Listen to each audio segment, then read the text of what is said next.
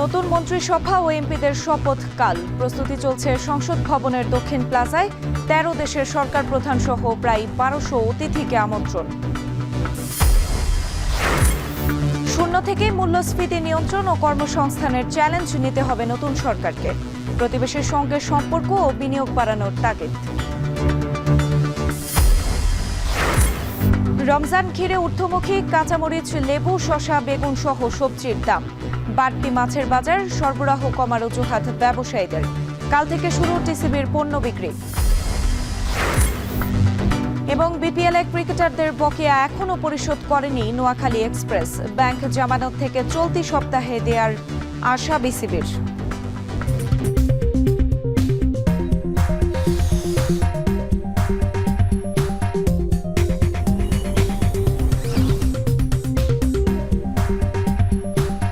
স্বাগত। এখন ঢাকায় পুরো আয়োজন জুড়ে সঙ্গে আছে আমি সুমাইরা আছি। কাল নতুন মন্ত্রিসভা ও সংসদ সদস্যদের শপথ অনুষ্ঠান। দীর্ঘ প্রথা ভেঙে এবার জাতীয় সংসদের দক্ষিণ প্লাজায় অনুষ্ঠিত হবে শপথ অনুষ্ঠান। যোগ দেবেন দেশি বিদেশি অতিথিরা। এ নিয়ে আরও জানাতে সংসদ ভবনের সামনে থেকে যুক্ত হচ্ছেন মিয়া আমিরুল। আমিরুল, শপথ অনুষ্ঠানের প্রস্তুতি এখন কেমন দেখতে পাচ্ছেন? নিরাপত্তা ব্যবস্থা কেমন থাকবে? রাত্রি, আপনার দ্বিতীয় কথা যদি বলি, আপনি নিশ্চয়ই আমার পেছনে লক্ষ্য করছেন যে আইন শৃঙ্খলা রক্ষাকারী বাহিনীর যে সদস্যরা, তাদের তৎপরতা কিন্তু বেড়েছে। আমরা সকাল থেকে এখানে অবস্থান করছিলাম সংসদ ভবনের আশপাশে, যেমনই লক্ষ্য করছিলাম সময়ের সাথে সাথে মূলত আইন শৃঙ্খলা রক্ষাকারী বাহিনীর যে তৎপরতা সেটি বাড়ানো হয়েছে। যেহেতু কালকে আপনি জেনে থাকবেন সকাল এবং বিকেল নাগাদ দুই ধরনের মূলত শপথ হবে। সকাল 10টায় প্রধান নির্বাচন কমিশনার যিনি রয়েছেন এম এ নাসির উদ্দিন, তিনি মূলত সংসদের যে শপথ কক্ষ রয়েছে সেখানে মূলত সংসদ সদস্যদেরকে, যারা নবাগত সংসদ সদস্য হয়েছেন 297 জন সংসদ সদস্যদেরকে তিনি শপথ পড়াবেন। এবং সেই সাথে পরবর্তী যে কার্যক্রম রয়েছে, যেহেতু বিএনপি তারা সংখ্যাগরিষ্ঠতা পেয়েছে, সংসদে তাদের প্রতিনিধি বেশি রয়েছে, সেই ক্ষেত্রে তারা সরকার গঠন করতে যাচ্ছে। সেই ক্ষেত্রে তারা যে সরকার গঠন করবে কিংবা মন্ত্রিসভা হবে সার্বিকভাবে মূলত বিকেল 4টা নাগাদ সেটি মূলত মন্ত্রিপরিষদের বা যারা থাকবেন তাদেরকে নিয়ে মূলত রাষ্ট্রপতি শপথ পড়াবেন বিকেল 4টায় ঠিক এই সংসদ ভবনের দক্ষিণ প্লাজা, যেটি আপনাকে আমি দেখানোর চেষ্টা করছি। আপনিও ঠিক নিশ্চয় লক্ষ্য করছেন এখানে যারা কর্মকর্তা রয়েছে সংসদ সচিবালয়ের, তাদের তৎপরতা বেলা বাড়ার সাথে সাথে আমরা যেমনই লক্ষ্য করছিলাম একেবারে শেষ সময়ের যেটি থাকে ধোয়া মোছা থেকে শুরু করে সৌন্দর্য বর্ধনের কাজ, এবং সার্বিক এখন নিশ্চয় লক্ষ্য করছেন যে আইন শৃঙ্খলা রক্ষাকারী বাহিনীর যে সদস্যরা রয়েছেন ডগ স্কোয়াডের, আমরা দেখতে পাচ্ছিলাম তারা কিন্তু একেবারে শেষ সময়ের যে প্রস্তুতি সেটি ঝালাই করে নিচ্ছেন যেন কোনো ধরনের বিঘ্ন না ঘটে। যেহেতু এবার আমরা এই আয়োজনে প্রায় 1200-এরও বেশি দেশি বিদেশি এখানে অতিথি আসবেন, এবং সেই সাথে 13 দেশের সরকার প্রধানও এখানে আমন্ত্রিত হয়েছেন, তারাও কিন্তু আসতে যাচ্ছেন। এবং সার্বিকভাবে যেহেতু বলা চলে এখানে আইন শৃঙ্খলার একটি বিষয় রয়েছে, সেটি নিশ্চিত করার কিন্তু চেষ্টা করা হচ্ছে এখানে যারা রয়েছেন তাদের পক্ষ থেকে। এবং একই সাথে এবারের সংসদকে ঘিরে মানুষের প্রত্যাশা কিন্তু বেশ চরমে গিয়ে পৌঁছেছে, যেহেতু এবারে সরকারি দল এবং বিরোধী দলের মধ্যে পার্থক্যের মাত্রা খুব বেশি নেই। খুব বেশি বলতে যেহেতু আগে বিগত 2 থেকে 3টি সংসদে আমরা যেমনটি লক্ষ্য করেছিলাম সেটির তুলনায় এবারে কম রয়েছে। বলা হচ্ছিল যে বেশ হাড্ডাহাড্ডি লড়াই তথা কথা লড়াই, যার মাধ্যমে মূলত মানুষের বিভিন্ন সংসদীয় আসনের তথা দেশের বিভিন্ন প্রান্ত থেকে যারা প্রতিনিধি আসবেন সেই প্রতিনিধিদের যেন কথাগুলো এখানে উঠে আসে এবং সেই বিলগুলো পাশ হয়, এবং এরই মধ্য দিয়ে যেন সার্বিকভাবে যে দেশের কার্যক্রম কার্যসূচি এবং সংসদ ঘিরে মানুষের যে প্রত্যাশা থাকে, মানুষের কথাগুলো নিশ্চয়ই এখানে উঠে আসবেন সেটি কিন্তু বলছে এখানকার যারা মানুষ রয়েছে। আমরা জনসাধারণের সাথে কথা বলছিলাম। রাত্রি, আমার কাছে এই ছিল এখনকার সবশেষ, আপনাকে পরবর্তীতে আরো বিস্তারিত জানাতে পারবো। রাত্রি। সংসদ ভবনের সামনে থেকে যুক্ত ছিলেন মিয়া আমিরুল। কাল সকালে শপথ নেবেন নবনির্বাচিত সংসদ সদস্যরা, আর বিকেলে নতুন মন্ত্রিসভার শপথ অনুষ্ঠানে যোগ দিতে আমন্ত্রণ জানানো হয়েছে 13 দেশের সরকার ও রাষ্ট্রপ্রধানকে। ভারতের লোকসভায় স্পিকার ওম বিড়লা ও পররাষ্ট্র সচিব বিক্রম মিস্ত্রি, ভুটানের প্রধানমন্ত্রী শেরিং তবগে, নেপালের পররাষ্ট্রমন্ত্রী বালানন্দ শর্মার শপথ অনুষ্ঠানে যোগ দেবার কথা রয়েছে। আর জানাচ্ছেন হাসিব বিল্লাহ। নিস্তব্ধতা ভেঙে প্রাণচঞ্চল হয়ে উঠেছে শেরেবাংলা নগরের জাতীয় সংসদ ভবন। মঙ্গলবার সকালেই নবনির্বাচিত সংসদ সদস্যরা সমাবেত হবেন এখানে। 2/3 সংখ্যাগরিষ্ঠতা পাওয়া বিএনপির প্রতিনিধি দল রোববার দুপুরে সংসদ ভবন এলাকা পরিদর্শন করেন। শপথ অনুষ্ঠানের সার্বিক প্রস্তুতি সম্পর্কে খোঁজ নেন তারা। এর আগে সকাল থেকেই আইনসভার সদস্যদের বরণ করতে সংসদ ভবনের দক্ষিণ প্লাজায় ধোঁয়া মোছার কাজে ব্যস্ত পরিচ্ছন্নতা কর্মীরা। 17 ফেব্রুয়ারি সকালে সংসদ ভবনের শপথ কক্ষে শপথ নেবেন আইনসভার 297 সদস্য। তাদের শপথ পড়াবেন প্রধান নির্বাচন কমিশনার। নিয়ম অনুযায়ী এবারও রাষ্ট্রপতি নতুন মন্ত্রিসভার সদস্যদের শপথ পড়াবেন। তবে বঙ্গভবনে নয়, ওই দিন বিকেলেই জাতীয় সংসদ ভবনের দক্ষিণ প্লাজায় শপথ নেবেন প্রধানমন্ত্রী ও মন্ত্রিসভার সদস্যরা। এ নিয়ে সচিবালয়ে নিজ নিজ দপ্তরে গণমাধ্যমে কথা বলেন আইন ও তথ্য উপদেষ্টা। মঙ্গলবার দিন সকাল 10টার সময় সংসদ সদস্যদের শপথ হচ্ছে। বিএনপি থেকে আমাদের জানানো হয়েছে যে ওনারা ওইখানে বসেই ওই শপথের পরপরই ওনাদের সংসদীয় দলের যে প্রধান তাকে নির্বাচিত করবেন, হয়তো 11:30-12টার দিকে। আর বিকাল 4টায় সাউথ প্লাজাতে শপথ অনুষ্ঠান হবে মন্ত্রিসভার। শপথ গ্রহণটা হবে সকালে সংসদ সদস্যদের, সেখানে আমরা উপদেষ্টারা কেউ থাকবো না, এটা নিয়মও নেই। বিকেল 4টায় যখন মন্ত্রী পরিষদের শপথটা হবে সেখানে আমরা সকলেই যাব।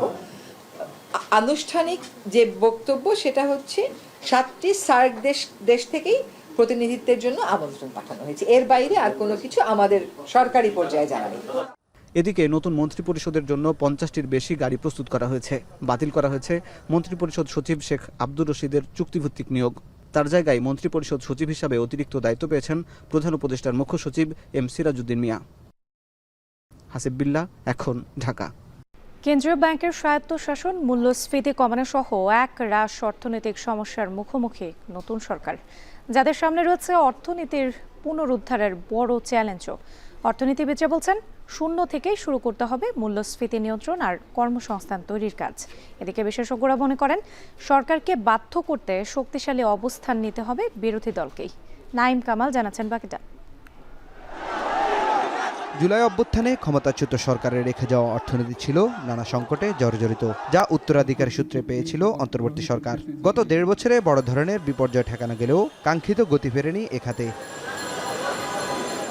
এমন এক সময় জনতার ভোটে দেশের হাল ধরতে যাচ্ছে বিএনপি, যখন ব্যাংক খাতে অস্থিরতা, উচ্চ মূল্যস্ফীতি, বাজার সিন্ডিকেট এবং বিনিয়োগে ভাটা।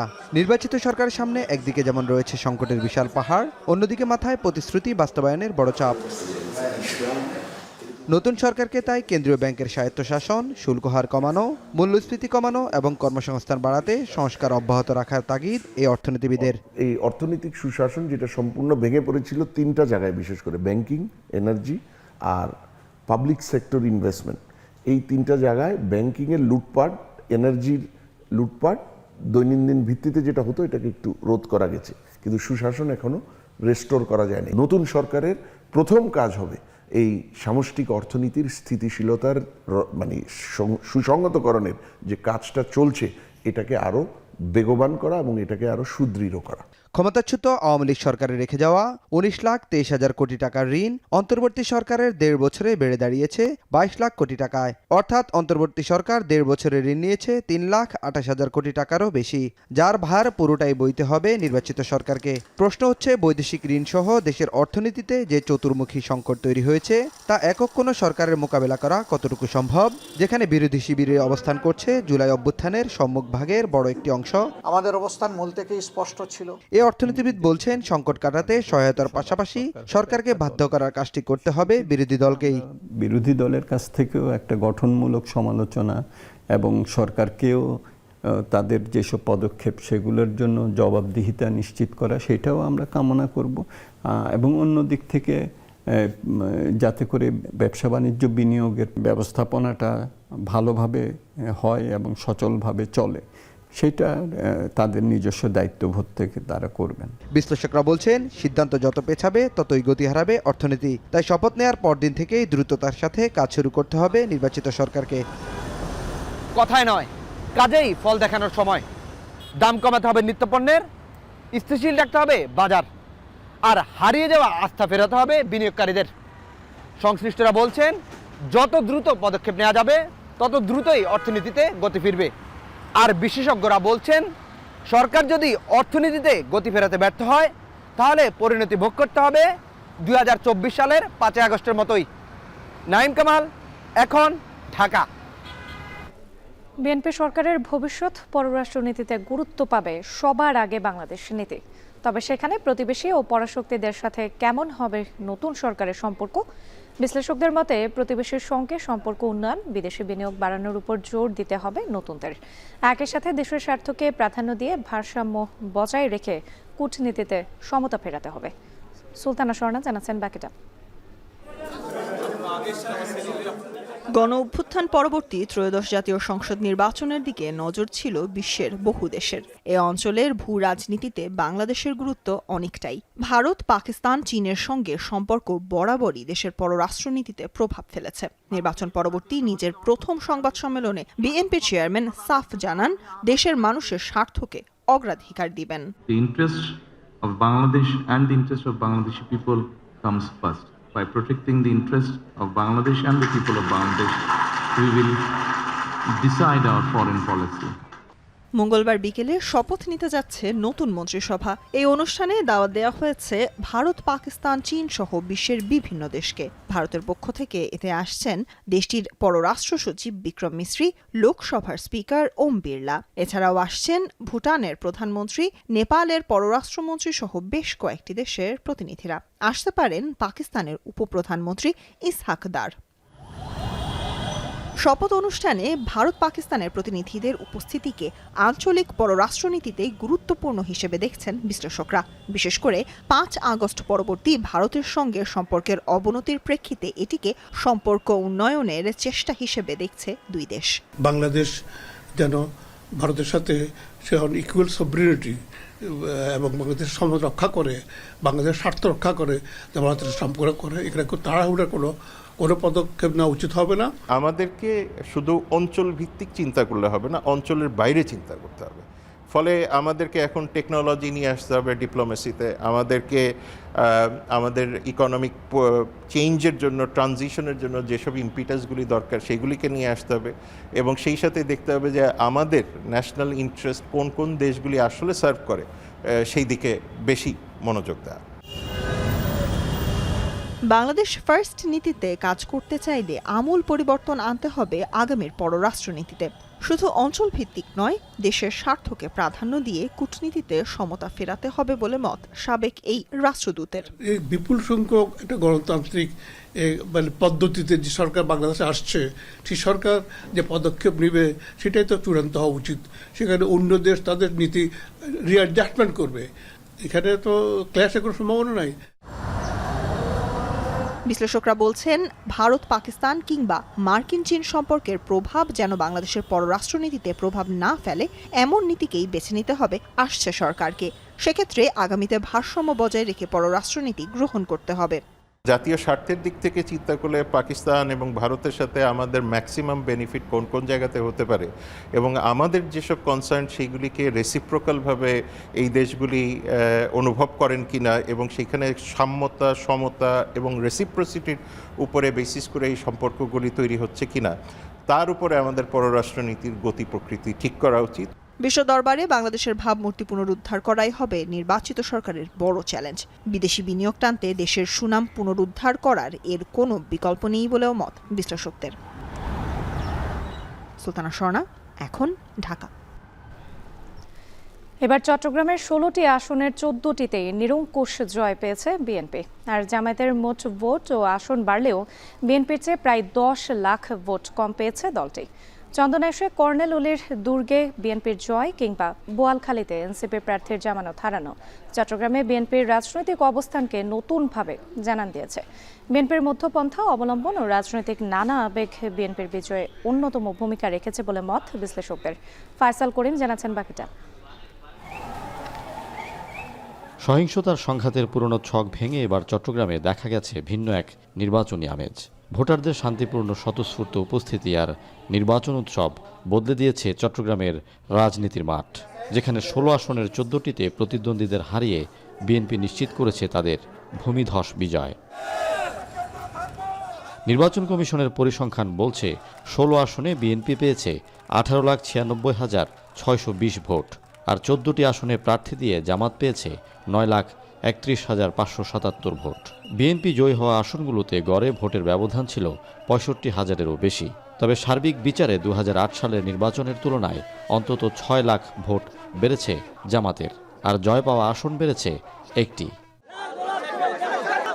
নির্বাচনে এবার সবচেয়ে বড় অঘটন চট্টগ্রাম 14 আসনে। এই আসনে বিএনপি জোটের প্রার্থী জসিমউদ্দিনের কাছে 1026 ভোটে হেরেছে জামাত সমর্থিত এলডিপি প্রার্থী কর্নেল অলির ছেলে ওমর ফারুক।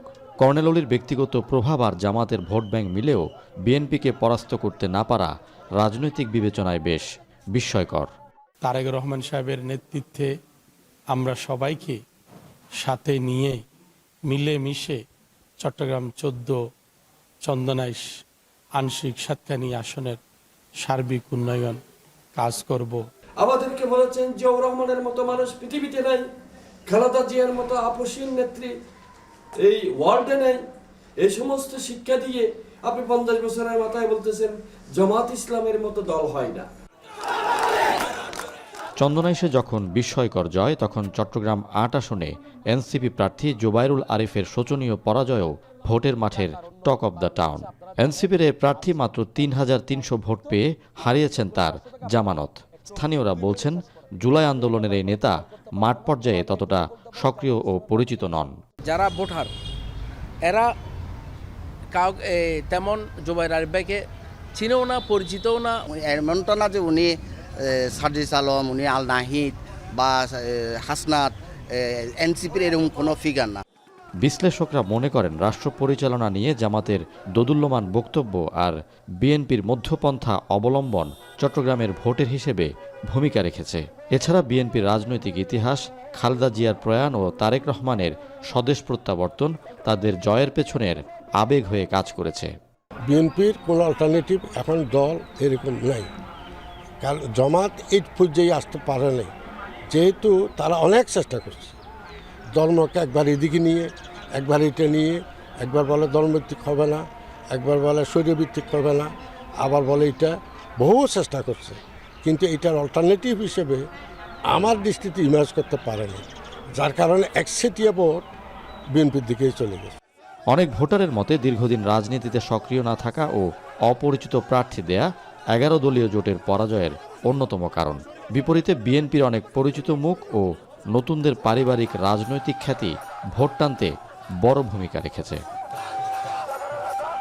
ফয়সাল করিম, এখন চট্টগ্রাম। পবিত্র রমজান সামনে রেখে নিত্যপণ্যের বাজার অস্থির। মাছ, মাংস, সবজি, ফলমূল প্রায় সব পণ্যের দামই ঊর্ধ্বমুখী। চাহিদা বেড়েছে খেজুরেরও। বাড়তি দামে ক্ষোভ প্রকাশ করে নিয়মিত বাজার মনিটরিংয়ের দাবি ক্রেতাদের। বিস্তারিত থাকছে প্রতিবেদনে।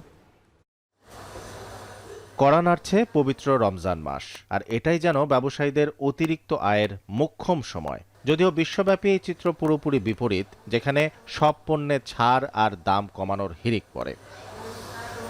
খুলনা বিভাগের মেহেরপুরে কয়েক সপ্তাহ ধরেই চড়া সবজির বাজার। কাঁচা মরিচের কেজি 150 টাকা, বেগুন 70 টাকা, অন্যান্য সবজির দামও বাড়তি।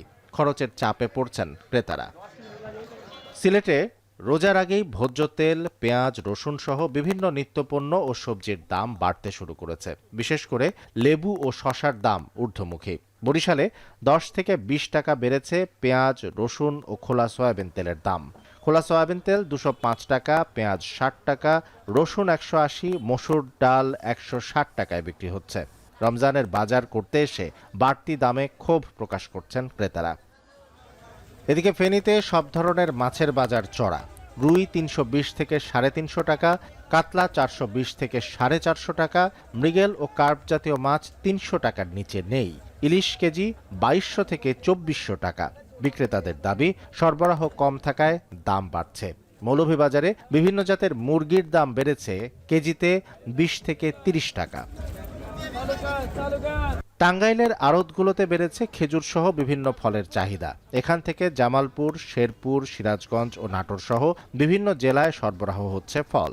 খেজুর কেজিতে 30 থেকে 50 টাকা, আপেল, কমলা 30 থেকে 40 টাকা পর্যন্ত বেড়েছে। রমজানের আগেই দ্রব্যমূল্যের এই ঊর্ধ্বগতি নিয়ন্ত্রণে কার্যকর পদক্ষেপ চান সাধারণ মানুষ, না হলে সামনে আরও বাড়তে পারে ভোগান্তি। শামসুল আরেফিন, এখন।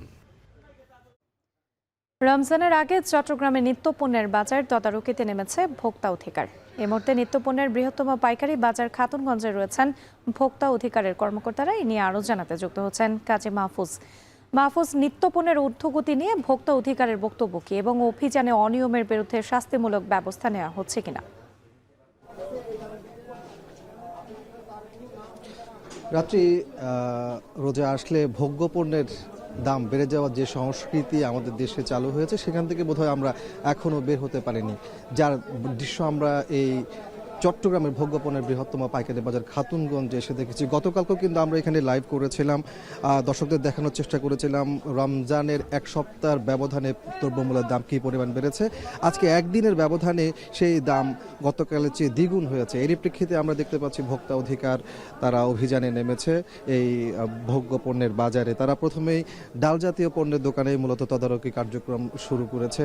আপনি জানেন যে রমজানের সময় ছোলা সহ ডাল জাতীয় পণ্যের চাহিদা বেড়ে যায়, সেই অনুযায়ী মূলত এখানে যারা পাইকার রয়েছেন, আমদানিকারক রয়েছেন, তারা আমদানি করেছেন, কিন্তু হঠাৎ করে সপ্তাহ ব্যবধানে দাম বেড়ে যাওয়া অস্বাভাবিকভাবে সেটি মূলত তদারকি করছেন এখানকার ভোক্তা অধিকারের কর্মকর্তারা। আমরা দেখতে পাচ্ছি এই মুহূর্তে তারা মসুর ডাল থেকে শুরু করে খেসারি এবং চনার ডালের দর দাম একই সাথে মূল্য তালিকা সেটি যথাযথভাবে রয়েছে কিনা, ক্রয় মূল্যের সাথে বিক্রয় মূল্যের ব্যবধানটা কতটুকু সেগুলো যেমন তদারকি করছেন। পাশাপাশি আমরা দেখতে পাচ্ছি তারা এখানে এক ধরনের অনিয়ম পেয়েছেন, সেটি হলো খেসারি ডালের সাথে রং মেশানোর যে বিষয়টি, রং মিশিয়ে এক ধরনের কালার তৈরি করা হয়েছে, তারা সেটি পরীক্ষা নিরীক্ষা করছেন। আমরা দেখতে পাচ্ছি এই মুহূর্তে খেসারি ডালের পানির মধ্যে রেখে মূলত পরীক্ষাটা করছেন। আমরা দেখতে পাচ্ছি সেখানে এক ধরনের হলুদ আকার ধারণ করেছে এবং ভোক্তা অধিকারের যারা কর্মকর্তা আছেন তারা সেটি নিশ্চিত হয়েছেন যে এখানে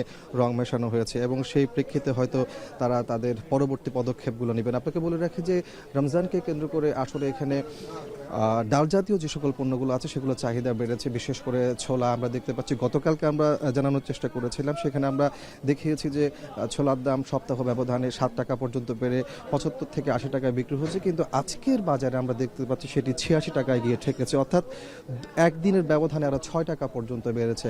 কেন আসলে একদিনের ব্যবধানে এত টাকা বাড়লো সেটি যেমন তারা তদারকি করছে, পাশাপাশি খেসারির দামেও আমরা দেখতে পাচ্ছি একদিনের ব্যবধানে 2 টাকা পর্যন্ত বেড়েছে।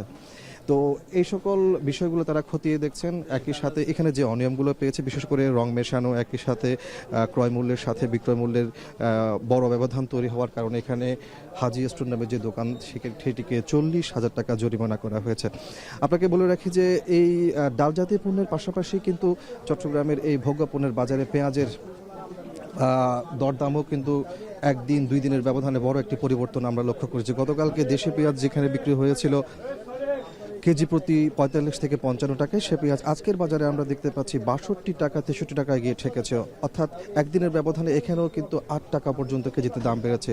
আসলে এভাবে অস্বাভাবিক দাম বাড়ার কারণগুলো তারা খতিয়ে দেখার চেষ্টা করছেন ভোক্তা অধিকারের কর্মকর্তা। তারা আমাদেরকে জানিয়েছেন আজকে দিন কয়েক ঘন্টা ব্যাপী এখানে অভিযান তারা পরিচালনা করবেন, যেহেতু এখানে এই মুহূর্তে ডাল জাতীয় পণ্যের দোকানে অভিযান পরিচালনা করা হচ্ছে, পাশাপাশি মশলার বাজার, একই সাথে পেঁয়াজ, রসুন, আদা সে সকল জায়গাতেও তারা অভিযান পরিচালনা করবেন এবং খতিয়ে দেখবেন ক্রয় মূল্যের সাথে বিক্রয় মূল্যের কতটুকু সামঞ্জস্য রয়েছে, পাশাপাশি সরবরাহ ব্যবস্থাতে কোনো ধরনের কৃত্রিম সংকট তৈরি করা হচ্ছে কিনা সেগুলো তারা খতিয়ে দেখবেন। রাত্রে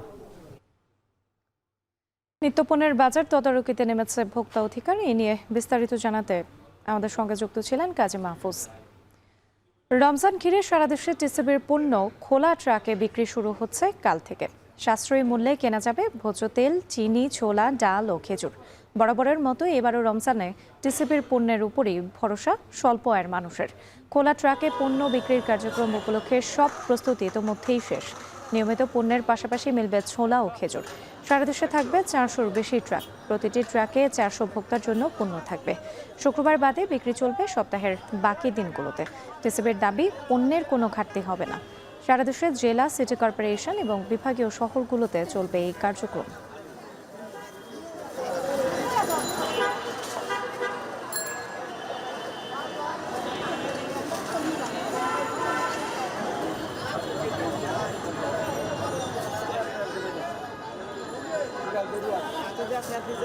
এবার দেশের বাইরের প্রসঙ্গ। ফিলিস্তিনের অধিকৃত পশ্চিম তীরকে রাষ্ট্রীয় সম্পত্তি হিসেবে নিবন্ধনের জন্য অনুমোদন দিল ইসরায়েল সরকার। একই সময় যুদ্ধবিরতির শর্ত লঙ্ঘন করে রোববার একদিনে গাজায় অন্তত 11 ফিলিস্তিনিকে হত্যা করছে নেতানিয়াহু বাহিনী।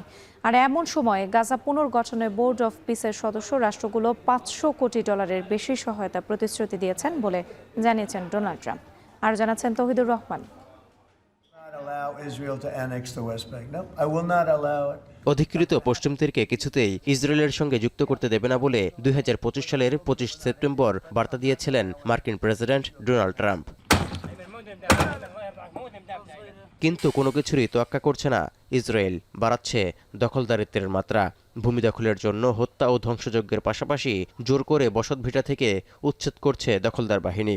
কষ্টের মাত্রা তীব্র হচ্ছে ফিলিস্তিনিদের। يدخل الجمال على البيت، يعتدي على الاولاد، يضرب باص المدرسه، واحنا ناس ضعيفين وفيش غير المتضامنين عندنا، حتى المتضامنين اعتدوا عليهم. وهم يشدوا ويقربوا علينا، وصارت الغنم يدخلوها على البيت، صار المستوطن يدخل على البيت، صار عادي جدا، يعني في حرمه بيوت ما في حرمه بيوت ما بتفرق معاه نهائيا. এবার অধিকৃত পশ্চিম তীরকে রাষ্ট্রীয় সম্পত্তি হিসেবে নিবন্ধনের জন্য অনুমোদন দিয়েছে ইসরায়েল। 1967 সালে অঞ্চলটি দখলের পর প্রথমবার এমন সিদ্ধান্ত নিল তেল আবিব। এই সিদ্ধান্তের তীব্র নিন্দা জানিয়েছে ফিলিস্তিনি কর্তৃপক্ষ। এমনকি আন্তর্জাতিক আইনের সুস্পষ্ট লঙ্ঘন বলে অভিহিত করেছে জর্ডান সহ বেশ কয়েকটি দেশ ও সংস্থা। এদিকে গাজায় যুদ্ধবিরতির শর্ত লঙ্ঘন করে হত্যা ও ধ্বংসযজ্ঞ চালিয়ে যাচ্ছে ইসরায়েলি বাহিনী। রোববার একদিনেই নিহত হয়েছেন অন্তত 11 ফিলিস্তিনি। এতে ইসরায়েলি আগ্রাসনে নিহতের সংখ্যা বেড়ে 72,000 ছাড়িয়েছে। এর মধ্যে 2025 সালের 10 অক্টোবর শুরু হওয়া যুদ্ধবিরতির পর থেকেই 6 শতাধিক ফিলিস্তিনি হত্যা করেছে নেতানিয়াহুর সেনারা, আর শান্তি চুক্তি লঙ্ঘন করেছে অন্তত 1620 বার। এরই মধ্যে হামাসের 500 কিলোমিটার দীর্ঘ টানেল পুরোপুরি ধ্বংস করার অজুহাতে গাজায় আরও হামলা চালানোর ইঙ্গিত দিলেন ইসরায়েলের প্রধানমন্ত্রী Benjamin Netanyahu. We dismantled about 150 kilometers of 500 kilometers of tunnels. We have to complete the job. এত কিছুর পরও নিশ্চুপ ট্রাম্প। বোর্ড অব পিসের মাধ্যমে কেবল শান্তি নিশ্চিতের আশ্বাস দিয়েই ক্ষান্ত তিনি। এবার বোর্ড অব পিসের সদস্য রাষ্ট্রগুলো গাজা পুনর্গঠনে $500 কোটি বেশি সহায়তার প্রতিশ্রুতি দিয়েছেন বলে জানিয়েছেন মার্কিন প্রেসিডেন্ট। তৌহিদুর রহমান, এখন বিশ্ব। এবার খেলা প্রসঙ্গ। মাঠের বিপিএলে ভালো কাটেনি নোয়াখালী এক্সপ্রেসের। শুরু থেকেই বিতর্কে জড়ানো দলটি বিপিএল শেষেও বিতর্ক পিছু ছাড়েনি। প্রায় 1 মাস আগে আসর শেষ হলেও পারিশ্রমিক বুঝে পাননি ক্রিকেটাররা। বিসিবি বলছে চলতি সপ্তাহেই পরিশোধ করা হবে বকেয়া। আরিফুল ইসলাম সাহাবের প্রতিবেদন। ওভারঅল আমি যদি বলি যে ওয়ার্স্ট বিপিএল কিনা আমার এক্সপিরিয়েন্সে, আমি বলবো যে হ্যাঁ, এটা আমার মানে বিপিএল যতগুলোই করেছি সব থেকে বাজে এক্সপেরিয়েন্সের বিপিএল ছিল। প্রত্যাশা আর প্রাপ্তির মাঝে বিস্তর ফারাক। বিপিএলে প্রথমবার দল পাওয়া নোয়াখালীর বোলিং কোচ তালহা জুবায়ের বর্ণনা করেছিলেন তিক্ত অভিজ্ঞতা। আসরের শুরুতে যেখানে ধারণা করা হয়েছিল নোয়াখালীর অংশগ্রহণে আলাদাভাবে প্রাণ পাবে বিপিএল, সেখানে বিপিএল যতই এগিয়েছে ততই বিতর্কে জড়িয়েছে দলটি। বিপিএল টেবিলের তলানিতে থাকা দলটি পারিশ্রমিক ইস্যুতেও তলানিতেই বলা যায়। দেশি ক্রিকেটারদের বেতন এখনো পরিশোধ করতে পারেনি দলটি। পাশাপাশি মোহাম্মদ নবী সহ বিদেশি ক্রিকেটারদের পারিশ্রমিক বাকি আছে প্রায় $38,000। দেশি বিদেশি মিলিয়ে টাকার অঙ্কটা প্রায় 1,70 লাখ। বিসিবি থেকে এর আগে জানানো হয়েছিল 15 ফেব্রুয়ারির মধ্যেই পাওনা বুঝে পাবে ক্রিকেটাররা। তবে বিসিবি থেকে নোয়াখালী কর্তৃপক্ষের সাথে যোগাযোগ করলে ব্যাংক গ্যারান্টির টাকা থেকেই পেমেন্ট পরিশোধ করার অনুরোধ জানানো হয়। বিসিবি সূত্রে জানা গেছে 10 কোটি টাকা ব্যাংক গ্যারান্টির মধ্যে নোয়াখালী 2 কোটি টাকা পে অর্ডার করেছিল বিসিবিকে। অন্য কোনো উপায় না থাকায় সেই টাকা থেকেই চলতি সপ্তাহের মধ্যে বিসিবি দেশি বিদেশি ক্রিকেটারদের পারিশ্রমিক পরিশোধ করবে। আরিফুল ইসলাম সাহাব, এখন। দর্শক, শেষ করছি এখন ঢাকা। তবে যাওয়ার আগে শিরোনামগুলো আরও একবার। নতুন মন্ত্রিসভা ও এমপিদের শপথ কাল। প্রস্তুতি চলছে সংসদ ভবনের দক্ষিণ প্লাজায়। 13 দেশের সরকার প্রধান সহ প্রায় 1200 অতিথিকে আমন্ত্রণ। শূন্য থেকেই মূল্যস্ফীতি নিয়ন্ত্রণ ও কর্মসংস্থানের চ্যালেঞ্জ নিতে হবে নতুন সরকারকে। প্রতিবেশীর সঙ্গে সম্পর্ক ও বিনিয়োগ বাড়ানোর তাগিদ। রমজান ঘিরে ঊর্ধ্বমুখী কাঁচামরিচ, লেবু, শসা, বেগুন সহ সবজির দাম। বাড়তি মাছের বাজার, সরবরাহ কমার অজুহাত ব্যবসায়ীদের। কাল থেকে শুরু হবে টিসিবির পণ্য বিক্রি। এবং বিপিএলে ক্রিকেটারদের বকেয়া এখনও পরিশোধ করেনি নোয়াখালী এক্সপ্রেস। ব্যাংক জামানত থেকে চলতি সপ্তাহে দেয়ার আশা বিসিবির। আর এই ছিল এখন ঢাকার আয়োজনে। এখন টেলিভিশন ওয়েবসাইটে দেখতে ভিজিট করুন www.ekon.tv। এছাড়া ফেসবুকে দেখতে ভিজিট করুন facebook.com/tv.ekon এবং ইউটিউবে এখন টেলিভিশন দেখতে ভিজিট করুন youtube.com/c/ekontv।